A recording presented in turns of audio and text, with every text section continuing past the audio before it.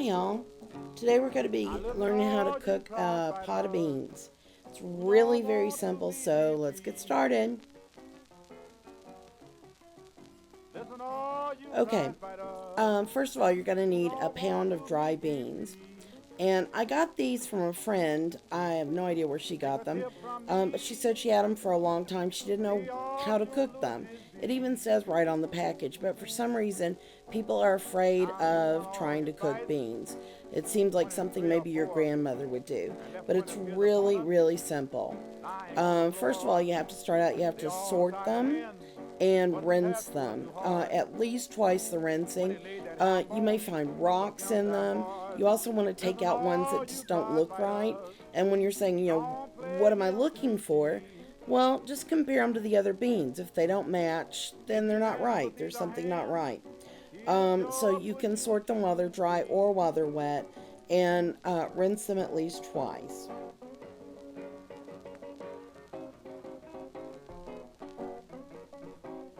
Now this is how you're going to rinse them. If you do them in your crock pot, this is the crock portion, and you can just put the lid on a little loosely and pour the water out this way. I love it when I only have to use one pot when I'm cooking. So I try to keep as many dishes clean as I can. So now I'm going to run some more water and rinse them again. He charges on his opponents from the beginning of the gong. He batters them into submission. Then they all sing a song. I bet on the brown bumper.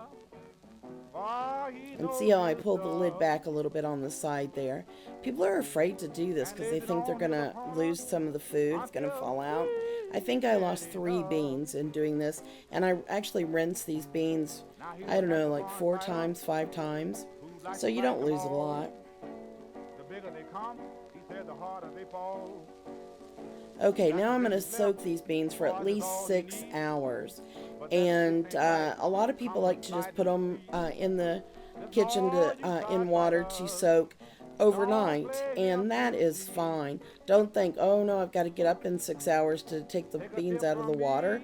No way, they can stay overnight, that's fine. And you can do them for a shorter time also if you don't want to keep them in the water for the full 6 hours. But you'll have to cook them longer. So it's a good idea to go ahead and let them soak for 6 hours.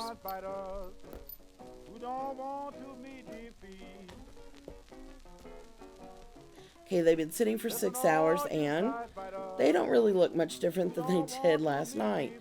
They're pretty much the same. So we're going to go ahead and drain this water off. And you can't really see it here, but it's running brown. Not that it's dirty, but it's just from the beans themselves. And some people say it's washing the gas away. I don't think there's a lot you can do to wash the gas away, but it's a nice thought. When he laid that ham bone up against that board, listen all you prize fighters. Don't play him. Okay, now we're putting the water in that we're actually going to cook the beans with. And you'll notice that earlier in the rinsing and the soaking, we were only putting a couple of inches of water, maybe 1.5 inches, 2 inches. That's pretty much what we're doing here as well, just a couple of inches, because we're going to be putting some other things in with the beans now to cook with them, because we want to give them some flavor besides just beans. And now we're going to add a medium onion that I've cut up here. It's diced. It's a pretty big chunk, so I like it like that in my beans. And so we're going to put that onion in there. And then we're going to put some meat. This is a package of beef ribs that was marked down to $2.44 because it was coming down to its best if used by date. And the stores are desperate to get rid of their meat when it's going to be best by used by. You'll notice the black line there on the label. They were getting ready to, I don't know what, throw it away, mark it down, I don't know what. So I ended up actually getting it for half of the half price. I got it for $1.22, and you can tell it's stiff as a board. I got it straight out of the freezer. That's fine. It's going to be cooking for hours, so it can come straight out of the freezer.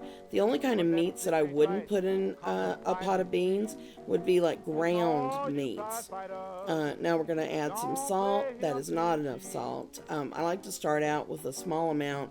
Let it cook for a couple hours. Taste it when it's safe to with the meat in it. Taste it, see what I think. Add a little bit more because you don't want to put in too much at the beginning and then just ruin the pot. So a little bit here, a little bit there. Just keep tasting it.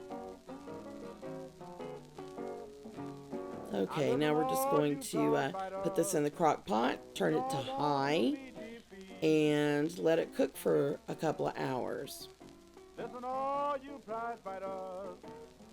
Now it's boiling, and look at that. Look at the steam. This has actually at this point been cooking for 6 or 7 hours. I actually lost count. Look at the beans. They're kind of falling apart. The skins are sloughing off of them. They are definitely done. They're very tender to the touch, and the taste is wonderful. The meat has fallen off the bones. The rib bones are actually in there. I'm going to pick them out before we eat it. The meat is just in there loose now. It was so tender. And here we go. I'm serving this with slices of onion. And that's very traditional in the South. Also, cornbread is very traditional with pinto beans.